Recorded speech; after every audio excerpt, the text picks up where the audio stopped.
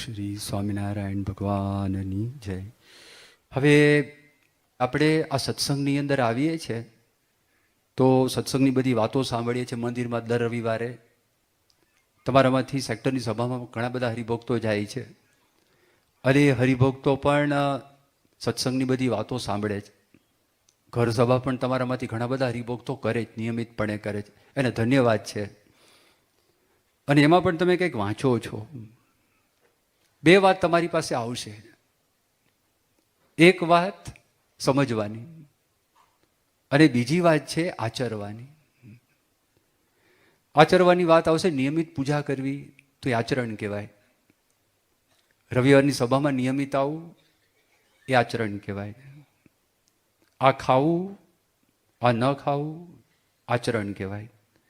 આ જોવું, આ ન જોવું આચરણ કહેવાય. આ બોલવું, આ ન બોલવું એ આચરણ કહેવાય. તો જો વારંવાર સત્સંગની અંદર આપણે બધી આ વાતો સાંભળશું. બીજી એક વાત કઈ આવે છે? સમજણની વાત આવે છે. ભગવાન સ્વામિનારાયણ કોણ? ગુણાતીતાનંદ સ્વામી કોણ? શા માટે ભગવાન સ્વામિનારાયણ સર્વોપરી આપણે કહીએ છીએ? ગુણાતીતાનંદ સ્વામીને ઉત્તમ ભક્ત શા માટે કહીએ છીએ? અક્ષર પુરુષોત્તમની ઉપાસનાની આપણે વાત કરીએ, એનો અર્થ શું? આ બધી વાતો સમજવાની વાત આવે. એક દિવસમાં સમજાતી નથી. જેમ સ્કૂલની અંદર આપણે જઈએ તો સ્કૂલની અંદર આપણે ભણતા જઈએ, ભણતા ભણતા આપણને ખ્યાલ આવે. કોઈ વિષય છે તો તરત આપણને સમજાતું નથી, પણ એમાં બધા વર્ષો આપણે વિતાવીએ ત્યાર પછી આપણને ખ્યાલ આવે. એમાં બંને વાત અગત્યની છે. કેટલીક વખત શું થાય, ખાલી આપણે સમજણની વાત કરીને બેસી ગયા હોય અને આપણને લાગે કે આપણે આચરણ ન કરીએ તો ચાલે, પણ એવું નથી. સત્સંગની અંદર આગળ વધવા માટેનો બહુ સરળ ઉપાય મહારાજે આપણને બતાવ્યો. હવે એ કઈ વાત આવી? ગુણગ્રાહક દ્રષ્ટિની વાત આવી. આ સત્સંગમાં આપણે આવ્યા છીએ અને જેને અસદ વાસનાનો વધારો થાય એનું લક્ષણ શું? સત્સંગી માત્રનો એને અવગુણ આવે અને પોતાને બધા કરતા મોટો માને, પોતાને બધા કરતા વધારે સમજવું માને. જો સત્સંગ કરતા કરતા આપણા મનની અંદર આ ભાવના ઉત્પન્ન થઈ તો આપણે સમજવાનું કે અસદ વાસના છે એનો વધારો થયેલો છે. અને જો શુભ વાસનાનો વધારો થાય તો સત્સંગી માત્રનો આપણને ગુણ આવે, સંતોનો આપણને ગુણ આવે, સત્સંગનો આપણને ગુણ આવે, સંસ્થાનો આપણને ગુણ આવે. હવે એ જેમ જેમ આપણે ગ્રહણ કરતા જઈએ એમાં કોઈ લેવા દેવા નથી. એક આચરણનો ભાગ છે, પણ મન છે ને, મનની અંદર પ્રકાશ થાય, હૃદયની અંદર પ્રકાશ થાય, તાકાત આવે, મજા આવે.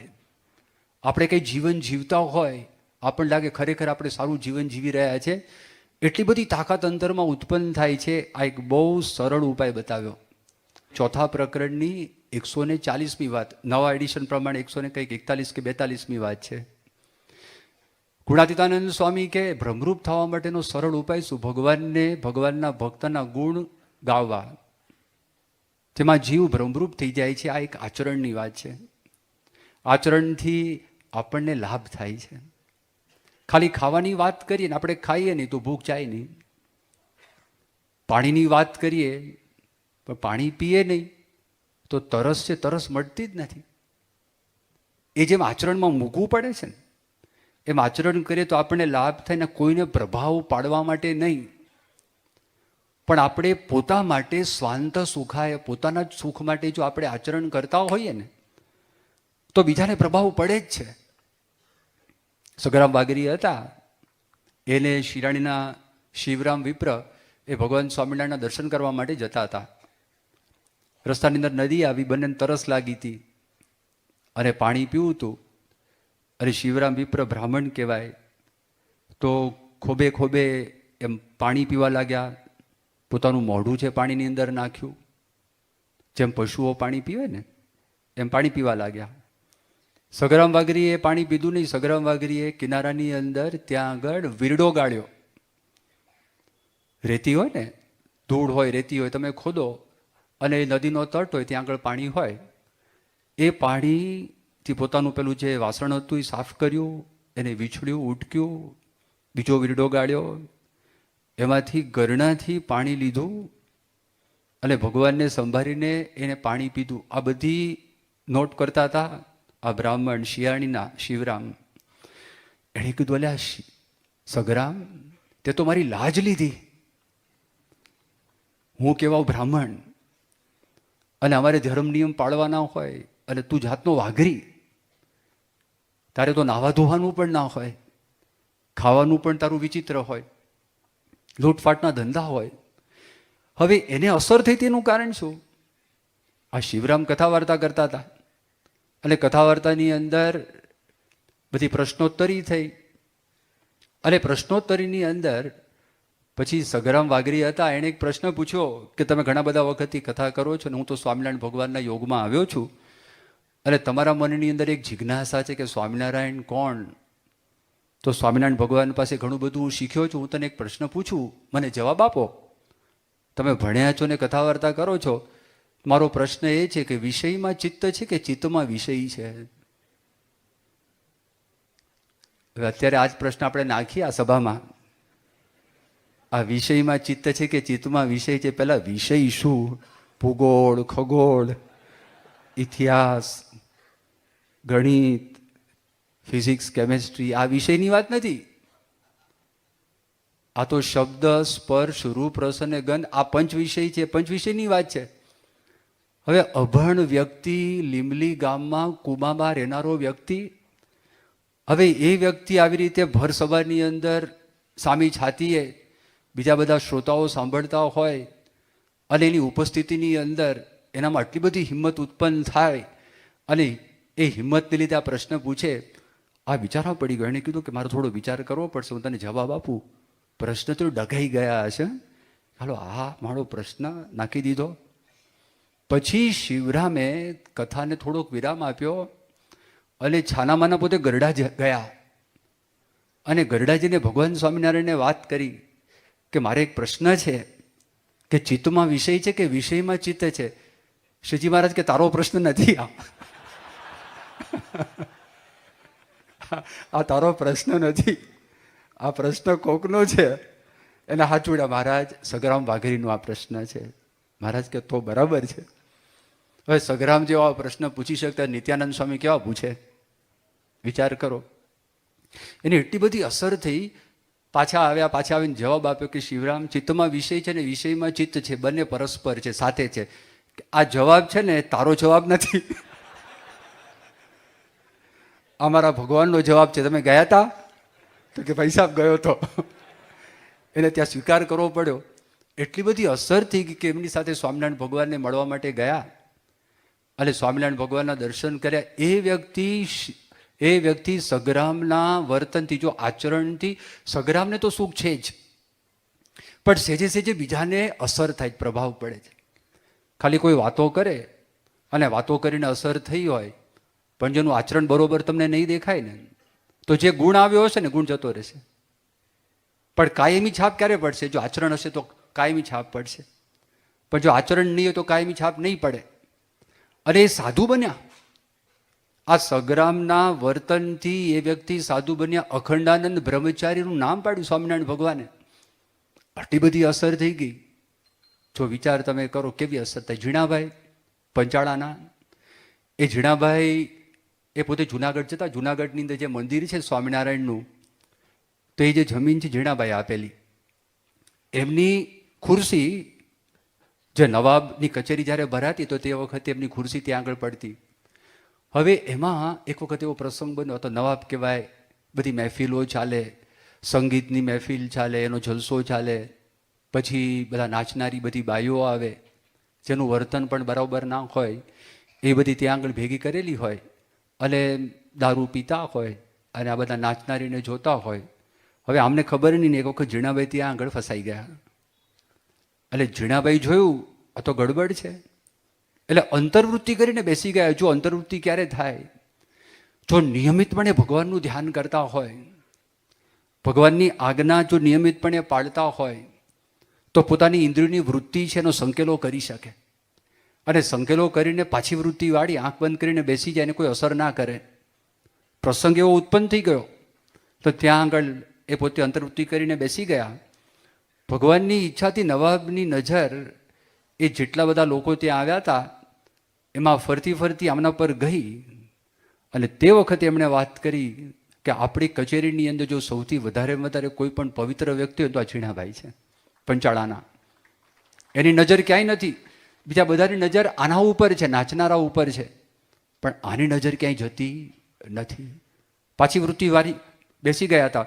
એ ત્યાં કોઈ પ્રવચન કરવા માટે ગયા નહોતા, કોઈ વાત કરવા માટે ગયા નહોતા, પણ એમનું વર્તન એવું હતું. આખા ગામને સત્સંગ થઈ જાય વર્તનથી, એવો પ્રસંગ બને. આ કપડવજની જ વાત છે. નાના સુખાનંદ સ્વામી હતા. નાના સુખાનંદ સ્વામી ત્યાં આગળ ગયા અને કોઈ હરિભક્તને ત્યાં આગળ લગ્ન પ્રસંગ હતો. વિચરણ કરતાં કરતાં ગયા છે, ખબર પડી કે ઓહો, આ તો આપણે બહુ મોટા ભાગ્ય કે સ્વામિનારાયણ ભગવાનના પરમહંસ જ આપણે ત્યાં આગળ આવેલા છે. અને કહ્યું કોણ આવ્યું છે? નાના સુખાનંદ સ્વામી આવ્યા છે. આપણે ત્યાં જમે કે ના જમે? એમને વાત કરી. હવે તે વખતે બધા પરમહંસો વિચરણ કરતા, ભિક્ષા માગતા, અને ત્યાં આગળ ગયા. એમણે હા પાડી, હરિભક્ત હતા અને પોતે ત્યાં આગળ પત્તર લઈને બેઠા હતા. તો ખબર નહીં હવે શું થયું.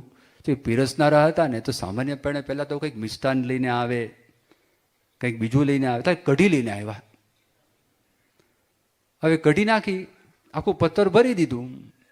આમને તો ખાલી કઢી વધી હશે તો કઢી પી ગયા. કઢી કડવી હતી, બહુ કડવી હતી. એ પી ગયા તો બીજું આખું ભરી દીધું. ફરી વખત બીજી વખત પી ગયા. અંદરથી અવાજ આવ્યો કે ભાઈ આપતા નહીં, કઢી બહુ કડવી છે. એટલે પછી માફી માગવા માટે આવ્યા કે સ્વામી માફ કરજો, તમને આ કઢી આપી દીધી ને બહુ કઢી તો કડવી છે, તમે કેમ કાંઈ બોલ્યા નહીં?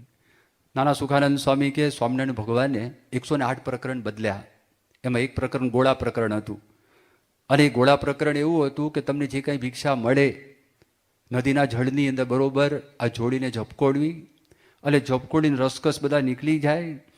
અને પાશેરની કાચલી હોય એ કાચલીની અંદર એ અન્નને ભરવું, એનો ગોળો કરવો, અને એટલો જ ગોળો તમારે ખાવો.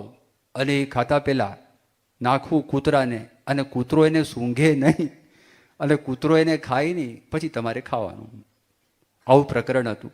હવે એક વખત એવો પ્રસંગ બન્યો, જોડીની અંદર મરચું આવી ગયું હતું. જોડી બરોબર ઝપકોડી તો મરચું પણ ભીનું થઈ ગયું હોય. અને ગોળાની અંદર જ્યારે કાચલીમાં મરચું પણ ભેગું હતું તો ગોળો વાળ્યો, એ મરચું દેખાતું હશે, મરચું બહાર કાઢ્યું અને ગોળો વાળીને ખાતા હતા અને મરચું જુદું ખાતા હતા. આ વાતની સ્વામિનારાયણ ભગવાનને ખબર પડી. સ્વામિનારાયણ ભગવાન એમને વિમુખ કર્યા. નાના સુખાનંદ સ્વામી આ પ્રસંગ ત્યાં આગળ કપડવંજમાં ગયો. એ ગોળા પ્રકરણની અંદર મરચું છે, મરચાનો પણ સ્વાદ પતી ગયો હતો અને પહેલાંનો સ્વાદ નીકળી ગયો હતો. આ મેં જુદું કાઢ્યું, એમાં મને વિમુખ કર્યો. તો જો સ્વામિનારાયણ ભગવાનને ખબર પડે અને સ્વામિનારાયણ ભગવાન એમ કે નાના સુખાનંદ સ્વામી ત્યાં આગળ વાત કરી હતી કે આ કઢી કડવી છે, મારી શું હાલત થાય? ક્યાં ગરડા, ક્યાં કપડવંજ, કોણ જોવાનું હતું, કોણ કહેવાનું હતું?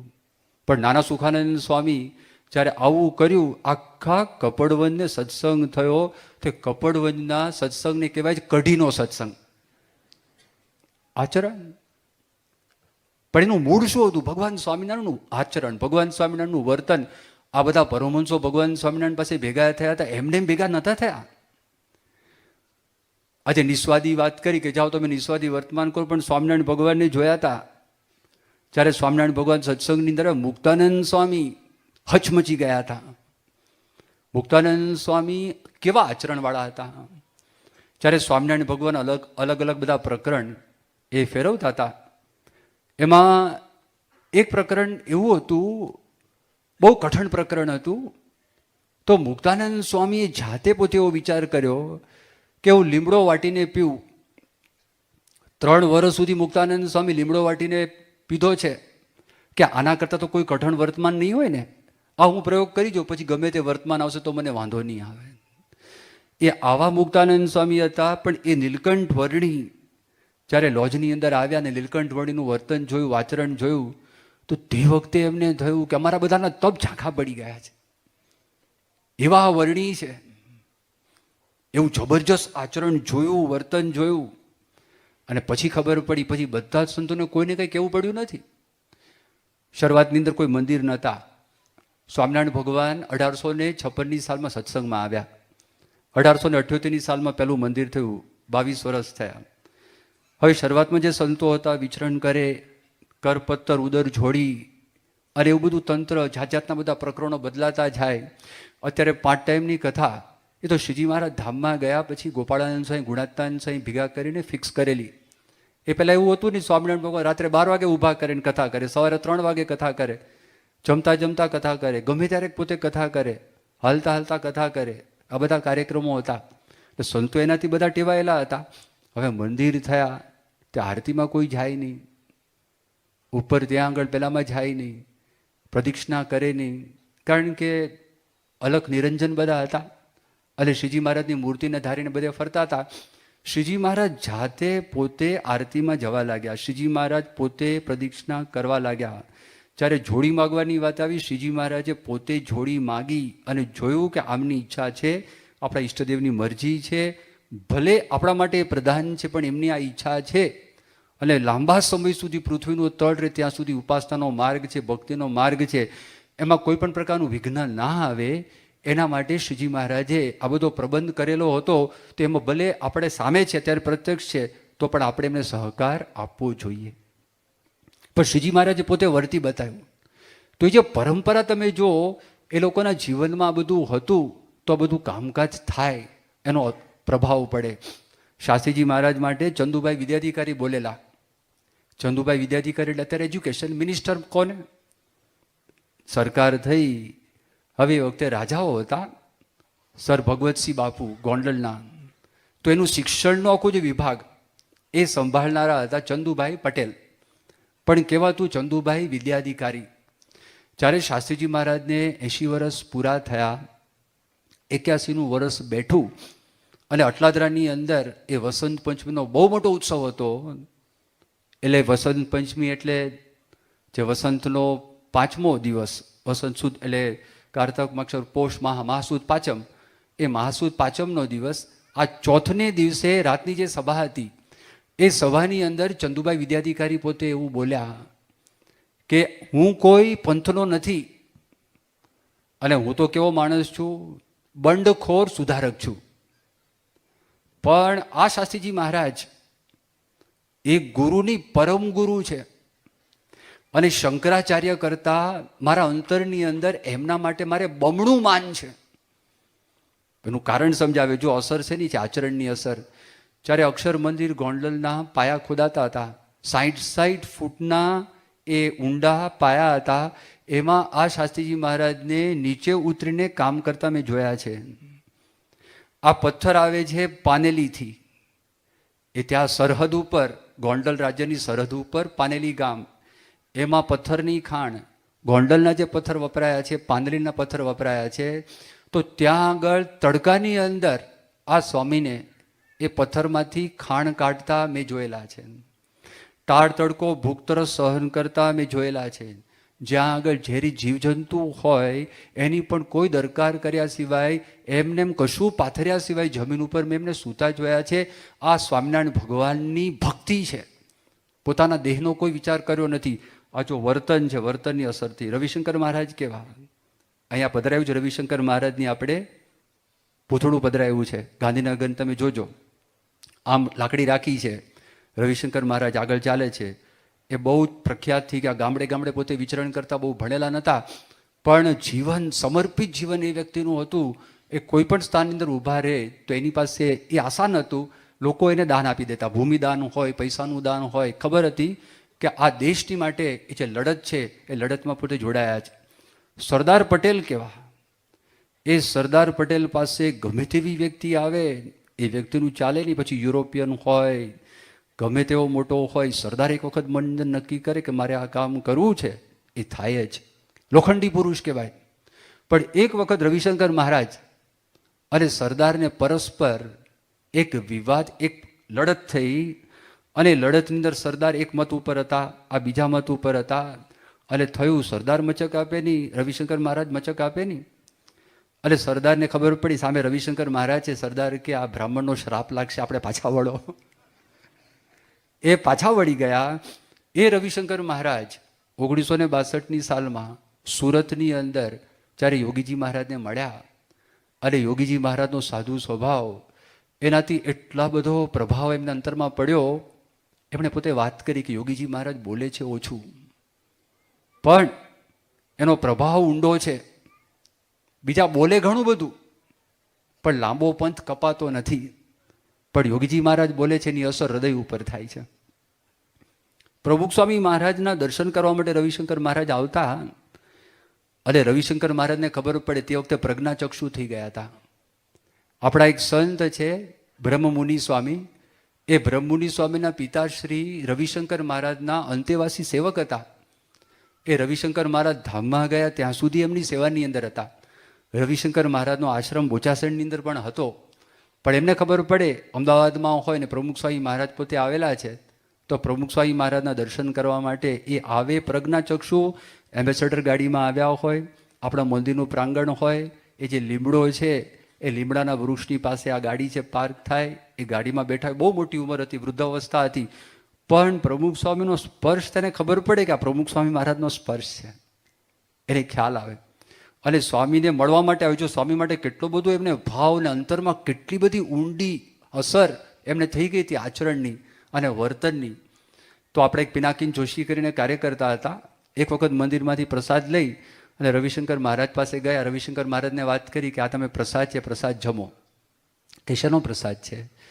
કે આ મગજ છે, મગજના લાડુ હું લાવ્યો છું, અહીંયા શાહીબાગમાં જે સ્વામિનારાયણ મંદિર છે ત્યાંથી લાવ્યો છું. એ કે તમને તો ખબર છે હું ખાંડ ખાતો નથી, અને જે દિવસે ખાંડ ખવાઈ જાય તો તે દિવસે હું ઉપવાસ કરું છું, અને હું ખાંડ તો ખાતો નથી. પિનાકીન જોશીએ વાત કરી કે પ્રમુખ સ્વામી મહારાજે આ મોકલ્યા છે, કે લાવો. અને મોઢાની અંદર મૂકી દીધો. જો એ ત્યાં આગળ પોતાનો નિયમ છે આગળ ના રાખ્યો, જેમ ખીમિયાનંદે મહારાજ પાસે રાખ્યો ને એવી રીતે રાખ્યો નહીં.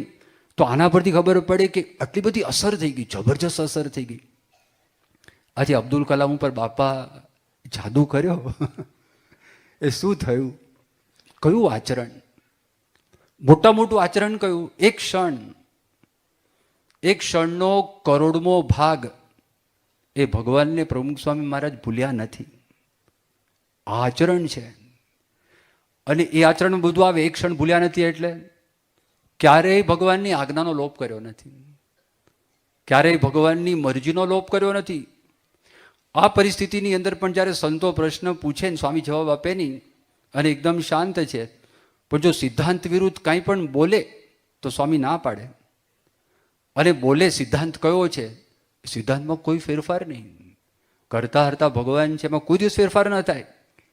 શાસ્ત્રીજી મહારાજ, યોગીજી મહારાજ ગુરુ છે, એમાં કોઈ દિવસ ફેરફાર ન થાય. એ ક્યારે પણ ફેરફાર ન થાય. એ પંચવર્તમાનની વાત એમાંય ફેરફાર ન થાય. અભાવ ગુણની વાતો એમાંય ફેરફાર ન થાય. એ બોલે જ આ બરોબર નથી, આ બરોબર છે, એ વાત કરે જ. અત્યારે પણ એ વાત ચાલે છે.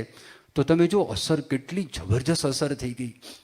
આજે દિલ્હીની અંદર આ ચોપડી છે એનું લોન્ચિંગ જેમ અમદાવાદની અંદર થયું, અહીંયા રવિવારની સભા હતી, અને રવિવારની સભાની અંદર કદાચ જાહેરાત પણ કરી હશે. તમારામાંથી કેટલાક હરિભક્તો ત્યાં ગયા હશે. કન્વેન્શન સેન્ટર છે, એ 2600 માણસો બેસી શકે. આખો હોલ તો ભરાઈ જ ગયો હતો, અને બાકી એક્ઝિબિશન હોલ હતો એમાં 10,000 માણસો બેસી શકે, એ પણ ત્યાં ભરાઈ ગયો હતો.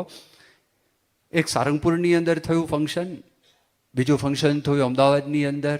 ઘણા બધા મહાનુભાવો ત્યાં આગળ હતા, આ બધા જાણો છો, એના સમાચાર પણ આવ્યા હશે. શુક્રવારે દિલ્હીની અંદર ફંક્શન હતું. આ જો અસરમાં કેવું થાય છે.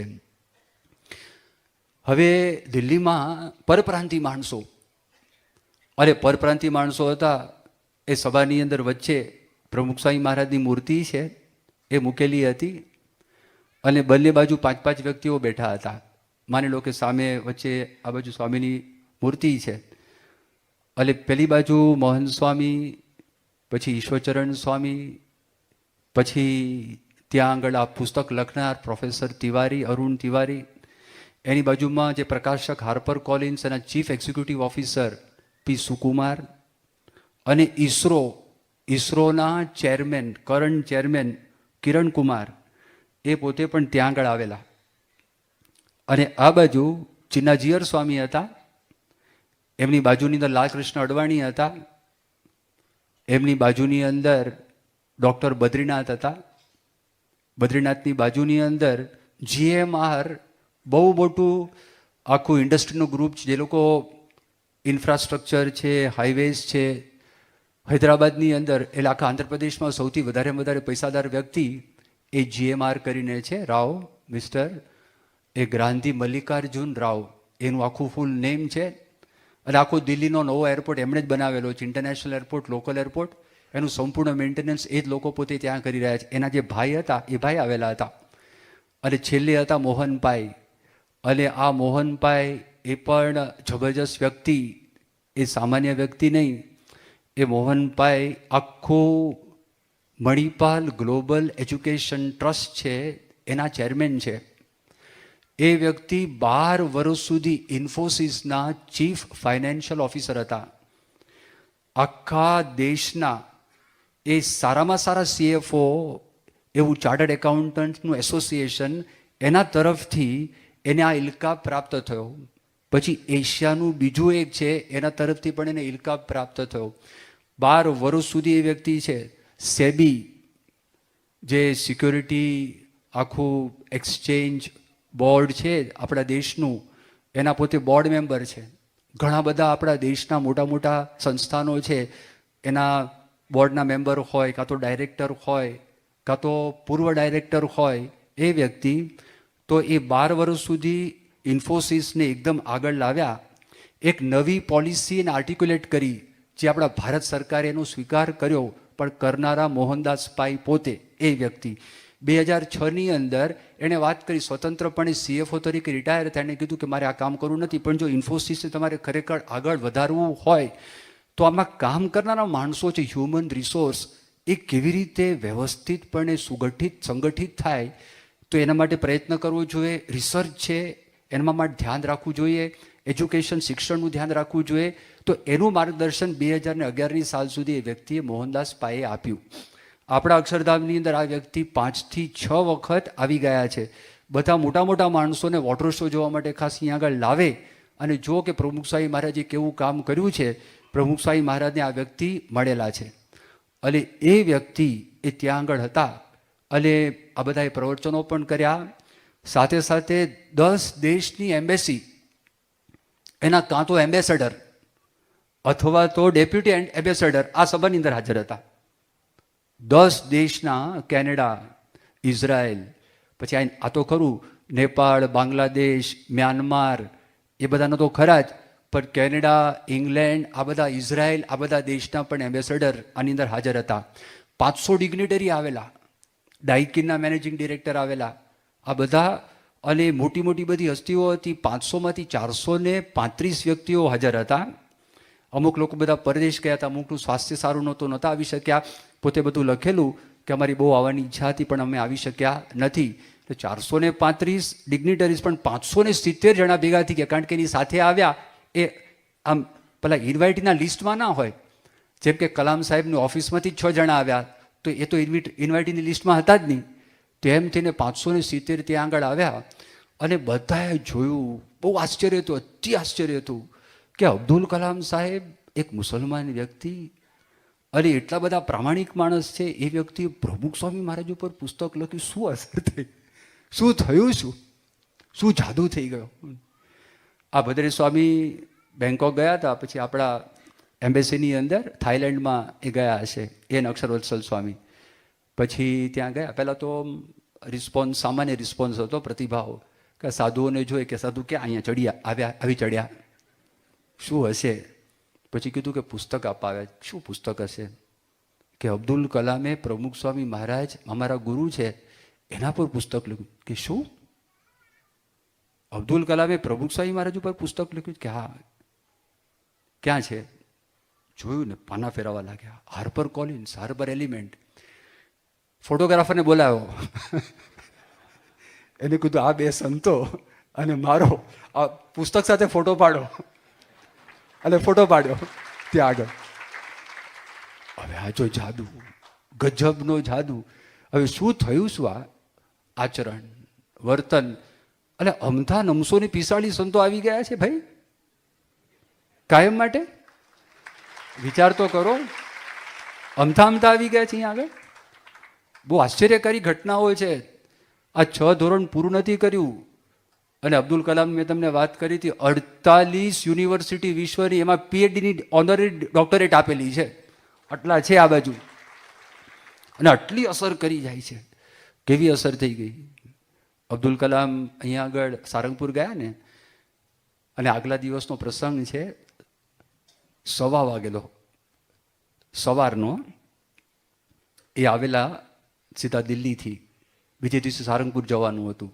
રાત્રે સૂતા નહોતા, 1:15 વાગ્યો. બોલાવ્યા અરુણ તિવારીને, એના સેક્રેટરીને બોલાવ્યા. પ્રમુખ સ્વામીને મારે પુસ્તક અર્પણ કરવું છે, મારે શું લખવું? એટલે હમણે વાત કરી તિવારી, અરુણ તિવારી કે મેં કીધું એમને કે લખો કે માય સ્પિરિચ્યુઅલ ફ્રેન્ડ, મારા આધ્યાત્મિક મિત્ર. અબ્દુલ કલામ કે મિત્ર ના લખાય કે કેમ? એ હું તો માણસ છું, એ તો બ્રહ્મ સ્વરૂપ છે. હું તો માણસ છું, એ બ્રહ્મ સ્વરૂપ છે. પછી બીજાએ સૂચન કર્યું માય સ્પિરિચ્યુઅલ ફેલો. ઓલો કે તમે ફેલોની અંદર સમાવેશ કરવા માટે માગો છો? એ મારા ગુરુ છે, હું શિષ્ય છું, તો ફેલો કેમ કહેવાય? સાથે ફરતા હોય ને ફેલો કહેવાય. એને ફેલો કેવી રીતે કહેવાય? હા, એકદમ બધા નાખવા માંડ્યા ગોળાઓ. હવે એમને કેવું શું? પછી અબ્દુલ કલામ બોલ્યા કે ટીચર, ગુરુ મૂકવું જોઈએ, ગુરુ મૂકો. એટલે પછી આગળ શું મૂકવું? કે માય લખે છે revered spiritual teacher, my respects Abdul Kalam. આ લખ્યું. આ 1:15 વાગે પોતે આ બધી વાત કરે. પછી વર્ણન કરે છે. આ અરુણ તિવારીને પૂછ્યું, ત્યારે પ્રશ્ન પૂછ્યો, એનો ઇન્ટરવ્યૂ લીધો સારંગપુરની અંદર, કે તમે પ્રમુખ સ્વામી મહારાજને મળ્યા તો તમને ફીલ શું થયું? એ કે જો પ્રમુખ સ્વામી મહારાજ, અબ્દુલ કલામ છે ને બહુ મહાન માણસ છે, he is a great human being, એ મહાન માનવ છે. પણ પ્રમુખ સ્વામી મહારાજને મળ્યો ને તો I had a feeling that he is Brahman. મને એવો ભાવ તો એ બ્રહ્મ છે. આ અરુણ તિવારી લખે છે. અને જ્યારે કીધું કે એમની મારે વ્યાખ્યા કરવી કેવી રીતે, કે એ જો બ્રહ્મ સ્વરૂપ છે તો હી કેનોટ બી ડિફાઇન્ડ, એની કોઈ વ્યાખ્યા થઈ શકે જ નહીં. તમે વ્યાખ્યા કરો કેવી રીતે? એ ઘણી બધી વાતો એમને કરી. તો આ અસર શેની થઈ છે? આચરણની અસર.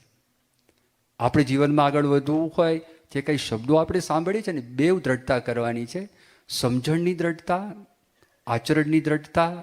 ભગવાનને પ્રાર્થના કરી ભગવાન પાસેથી બળ લેતા લેતા જેમ જેમ આપણે જીવનમાં આચરણ વધારતા જશું, એમ એમ આધ્યાત્મિક માર્ગમાં આપણે આગળ વધતા જશું. આપણા અંતરનું સુખ વધશે ને બીજાને કહેવું પણ નહીં પડે, આપોઆપ પ્રભાવ પડશે જ. શ્રી સ્વામિનારાયણ ભગવાનની જય.